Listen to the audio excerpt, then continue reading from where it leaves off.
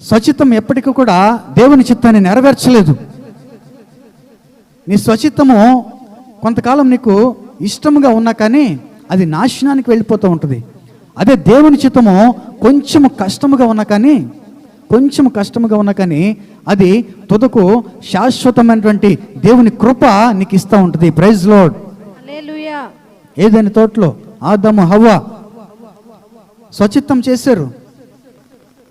తినకూడనటువంటి పండుని వారి సొంత ఆలోచన చేత వారు తిన్నారు.